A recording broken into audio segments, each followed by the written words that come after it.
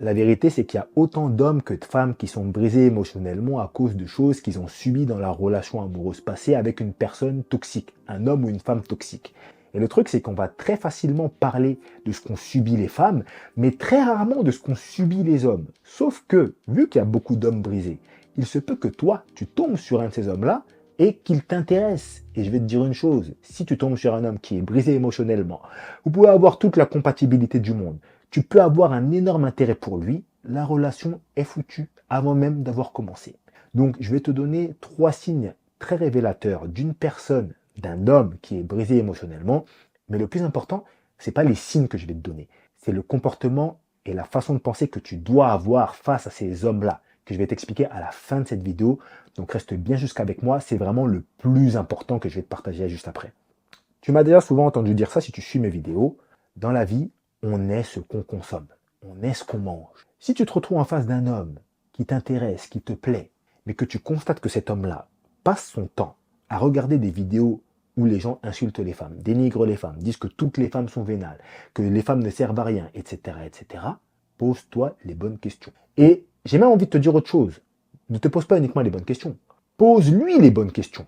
Parce que si cette personne passe son temps à regarder ce genre de contenu, c'est peut-être qu'il pense comme ça.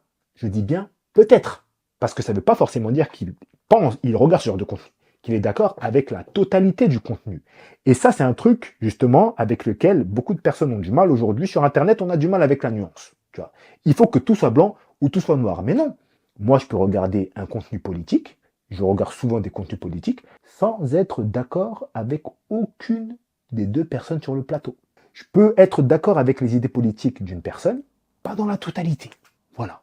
Et parfois, je peux regarder un discours d'une personne politique juste pour voir comment est-ce qu'il amène ces choses, comment est-ce qu'il illustre en fait les propos qu'il tient. Donc, toi en tant que femme, si tu te retrouves en face d'un homme qui regarde du contenu Red Pill H24, qui passe son temps à regarder du contenu comme ça, pose-lui la question. Au lieu de te tourner uniquement vers des idées que tu crois, demande-lui pourquoi est-ce que tu regardes ce genre de contenu. Attends, qu'est-ce que tu penses de cette vidéo? Est-ce que tu penses que ce gars-là dit des trucs corrects? Toi, c'est comme ça que tu vois les relations amoureuses, c'est comme ça que tu vois les femmes.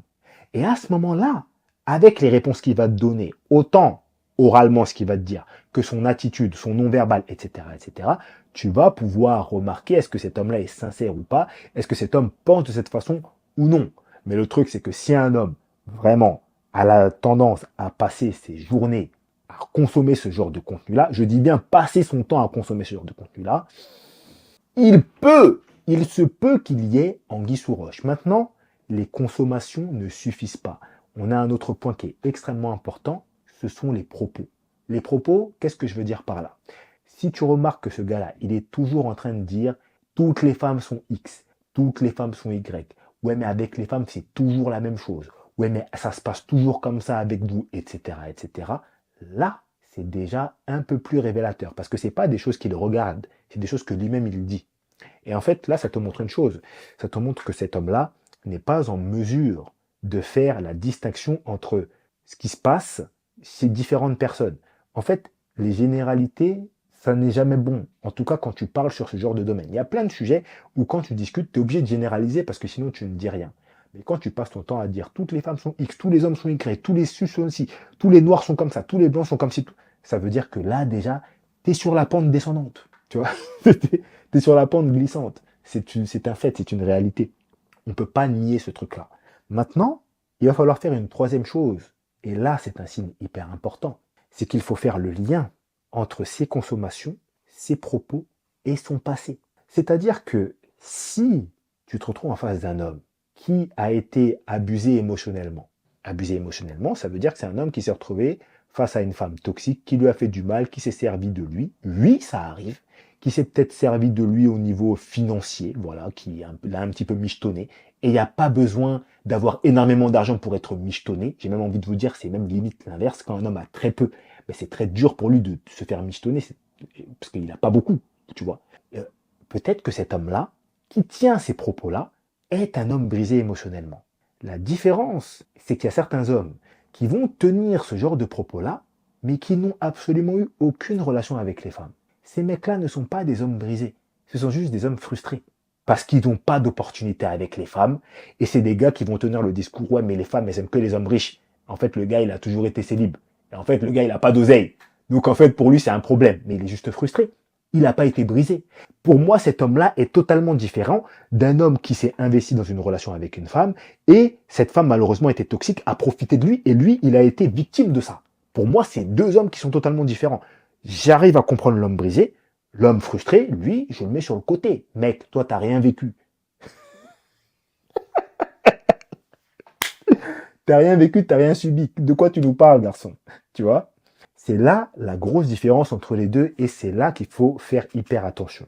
Les consommations qu'a une personne, les propos qu'ont une personne, le lien entre ses consommations, ses propos et son passé. Et ça peut être très révélateur, justement, d'un homme brisé, littéralement, tu vois. Parce que très souvent, un homme qui est bien émotionnellement, il va pas passer son temps à regarder ce genre de contenu. Et attention, attention, un homme peut être brisé émotionnellement malgré qu'il soit en couple. Non, non, non, je le dis très clairement. Un homme peut être brisé émotionnellement malgré qu'il soit en couple. Un homme qui est en couple avec la mauvaise femme, qui est en couple avec une femme envers laquelle il n'a plus aucun sentiment. Un homme qui s'est rendu compte qu'il s'est marié avec une femme qu'il n'aime pas, avec une femme qui lui fait plus de mal qu'autre chose, qui se sent bloqué dans une relation et qui a du mal à quitter la relation. C'est un homme qui est brisé émotionnellement. Malgré le fait que cet homme-là soit en couple, malgré le fait que cet homme puisse être marié, malgré le fait que cet homme puisse avoir des enfants avec cette femme avec qui il habite, etc., etc. Brisé émotionnellement, ça ne veut pas forcément dire être célibataire. Hein. Attention! Méfiez-vous.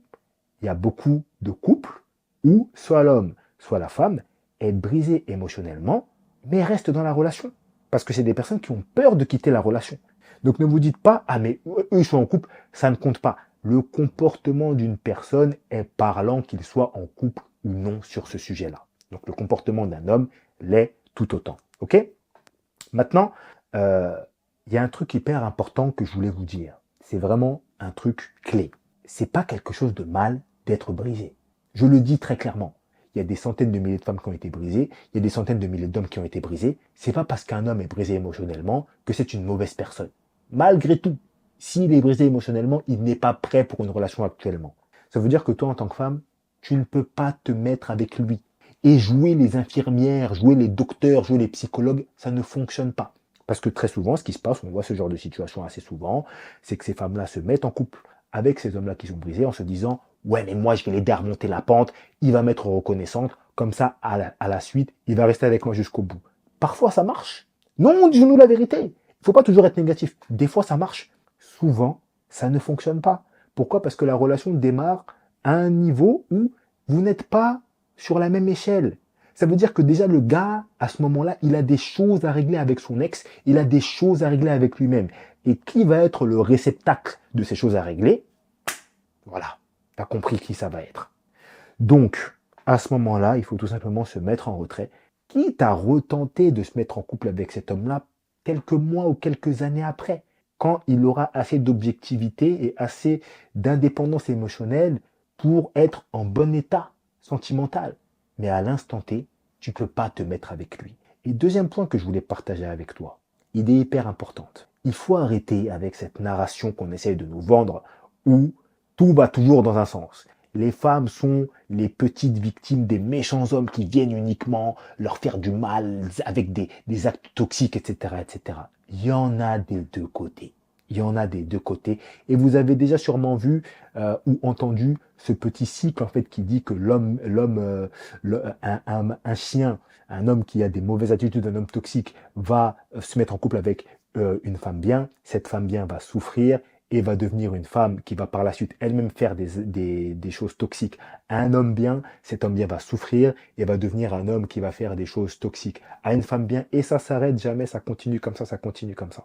Donc, certaines personnes considèrent que oui, tous les hommes sont X, tous les hommes sont des chiens, tout est toujours de la faute des hommes. Mais en fait, les femmes qui pensent comme ça sont des femmes qui elles aussi sont brisées émotionnellement, comme ces hommes dont on a parlé à l'instant.